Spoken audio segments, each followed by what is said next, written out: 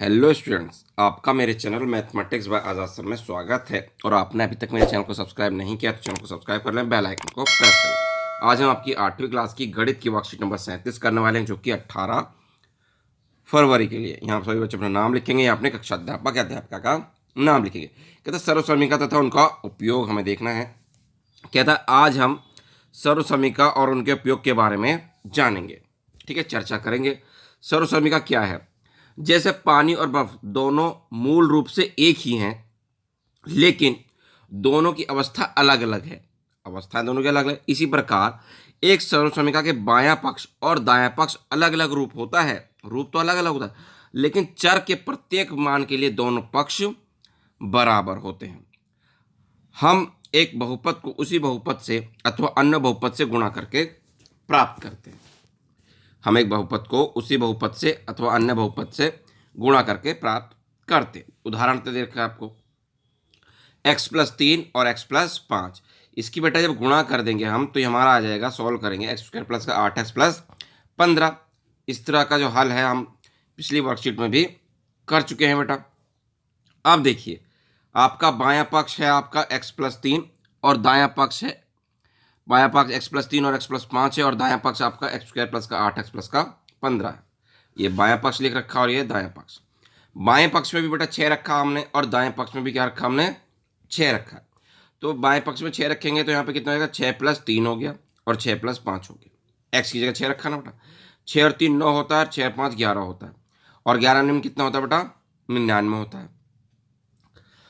इधर हमने 6 रखा, 6 का स्क्वायर 36 हो गया। यहाँ पे 6 रखा, 8 6 48 हो गया। ये 15 है ही, इसको भी जोड़ा 99। तो हमने देखा दोनों पक्ष क्या है बेटा? बराबर है। फिर 1 रखा, अगर हमने बाएं पक्ष में 1 रखा, 1+3 1+5 24 आया बेटा सॉल्व करके। यहाँ पे 1 रखा, 1 का स्क्वायर 8 1 8 15, इसको सॉल्व करा, 15 8 1 24 हो गया अभी। तो दोनों पक्ष क्या है बेटा? इसके बराबर आए। ठीक है, यानी कि अगर सेम वैल्यू हम बाएं पक्ष और दाएं पक्ष में रखते हैं तो हमारे आंसर क्या आते हैं बेटा? बराबर आते हैं। ठीक है, हमारे हल क्या होते हैं? बराबर होते हैं। लेकिन हम एक जगह तो, यानी कि बाएं पक्ष और दाएं पक्ष की क्षमता की सत्यापन हो गया। कहता है किसी भी सर्वसमीका किसी भी मान के लिए सत्य है कि कोई मान रखो आप सर्वसमीका के लिए, वो मान हमेशा क्या होता है? सत्य होता है। ठीक है, लेकिन मान क्या रखना है? सेम रखना है। सिर्फ कोई एक हल होगा जो जिसके लिए सत्य ना हो। ठीक है, वरना सभी के लिए सत्य होता है, ये आपकी गलत चीज़ है। ये नहीं, सभी सर्वसमीकाओं के लिए क्या होता है जी? हल होता है, बराबर होता है, सभी के लिए बराबर होगा। ठीक है जी। अच्छा जी, उसके बाद आगे देखते हैं। सर्वसमीका उसने दे रखी है। ठीक है, ये ऐसा नहीं हो सकता कि बाएं पक्ष दाएं पक्ष के बराबर ना हो किसी मान के लिए। अगर वो सर्वसमीका है तो उसका बाएं पक्ष और दाएं पक्ष के मान बराबर होंगे सदैव। आप 4 रखेंगे बाएं पक्ष में भी और दाएं पक्ष में भी, तब भी क्या रहेगा? आंसर बराबर आएगा। ठीक है, इसने ये चीज़ गलत दी है। अब देखिए, आइए सर्वसमीकाओं को समझें। आपको ये बेटा सर्वसमीका याद होनी चाहिए। ये सर्वसमीका क्या होनी चाहिए बेटा? आपको याद होनी चाहिए। ठीक है बेटा। तो देखिए, पहली सर्वसमीका देखते हैं, ए। ये आपको दे रखे a+b का होल स्क्वायर। इसका फॉर्मूला होता है बेटा a² प्लस में 2ab प्लस b²। ये आपको याद होना चाहिए। ठीक है। दूसरा है a-b का होल स्क्वायर, तो ये होती है बेटा a² minus 2ab plus b²। ये आपको क्या होनी चाहिए बेटा? ये दोनों बराबर हैं, याद होना चाहिए। a+b a-b, यानी कि एक बार प्लस में है एक बार माइनस में है, तो उसकी सर्वसमीका होती है a² माइनस b²। ये आपको याद होनी चाहिए। x+a x+b का, यानी कि आगे वाले सेम है पीछे वाले अलग हों, तो x का स्क्वायर हो जाएगा, यानी कि आगे वाले का square, plus a+b x plus में a इंटू बी। ये सर्वसमीका आपको 4 सर्वसमीका दे रखे हैं बेटा। चारों के चारों आपको क्या होनी चाहिए? याद होनी चाहिए कि a+b का होल स्क्वायर क्या होता है जी? a² plus 2ab plus b²। a-b का होल स्क्वायर क्या होता है? a² minus 2b plus b²। a+b a-b का क्या होता है बेटा? a² minus b²। x+a x+b का क्या होता है बेटा? x² plus a+b x plus ab। क्या होनी चाहिए? आपको याद होनी चाहिए। अब देखते हैं बेटा हम आगे उसने क्या एग्जाम्पल हमें दिए। प्रश्न 1 देखिए बेटा, कहता y प्लस 5 और y+5 उचित सर्वसमीका का उपयोग करते हुए हल करें। तो बेटा y+5 एक जैसे हैं, तो इसका क्या हो जाएगा, होल स्क्वायर हो गया। और होल स्क्वायर हो गया तो हम कौन सी सर्वसमीका का प्रयोग करेंगे, a+b का होल स्क्वायर का। a+b का होल स्क्वायर क्या होता है हमारे पास, a² + 2ab + b²।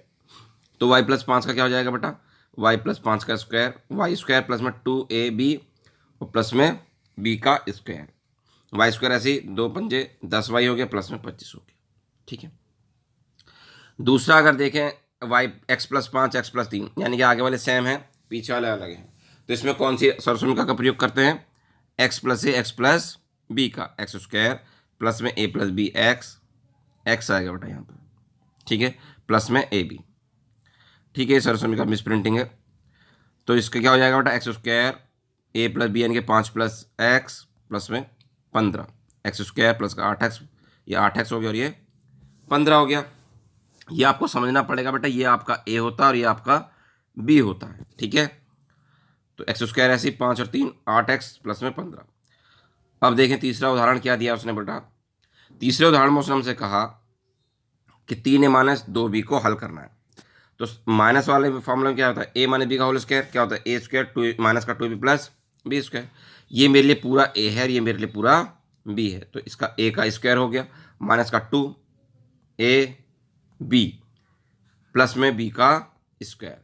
तो 3 का स्क्वायर कितना हो गया बेटा, 9a² और इसकी गुणा कर लेंगे, 2 × 6 = 6, 6 × 2 = 12 ab।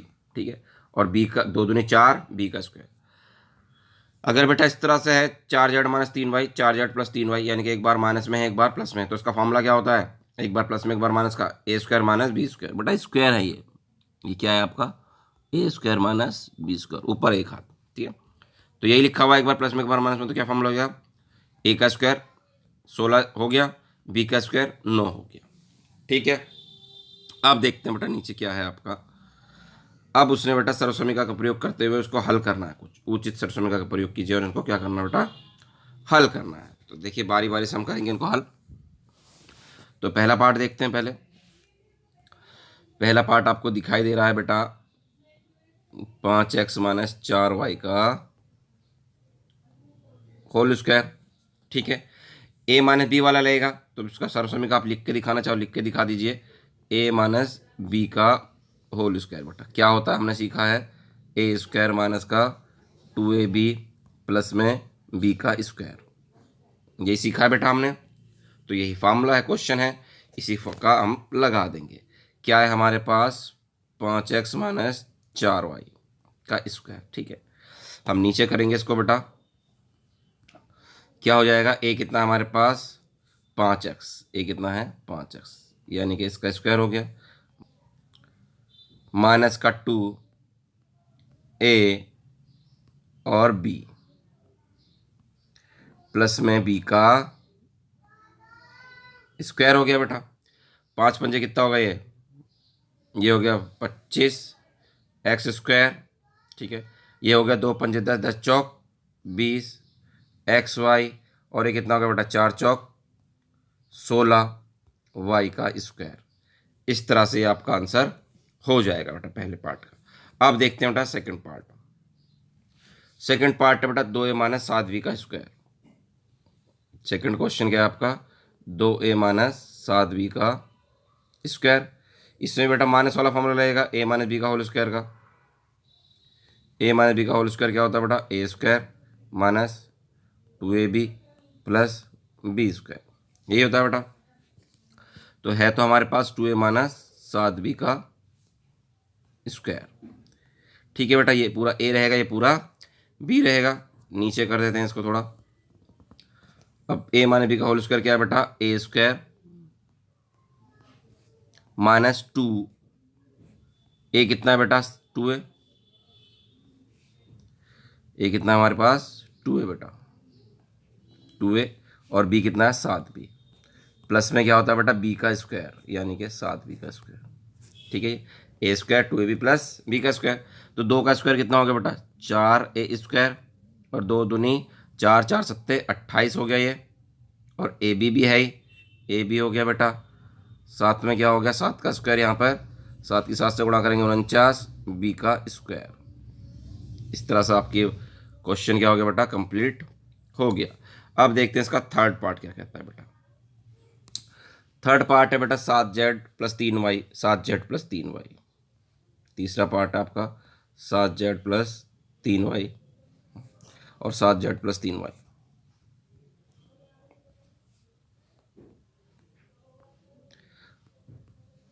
ये हो गया बेटा 7z+3y, 7z+3y। एक जैसे हैं तो बेटा होल स्क्वायर लग जाएगा इसका 7z+3y का होल स्क्वायर। अब a+b का होल स्क्वायर का फॉर्मूला हम जानते हैं, इसमें a+b का लगेगा तो ये क्या होता है बेटा, a+b का होल स्क्वायर का फॉर्मूला होता है हमारे पास a² plus 2ab plus b का स्क्वायर, यही होता है बेटा। इसको थोड़ा नीचे कर लेते हैं और अब अपना क्वेश्चन पे आ जाते हैं। क्वेश्चन है हमारा 7z+3y। क्या है हमारे पास बेटा, 7z+3y का स्क्वायर, ये करना है हमको क्वेश्चन, ठीक है।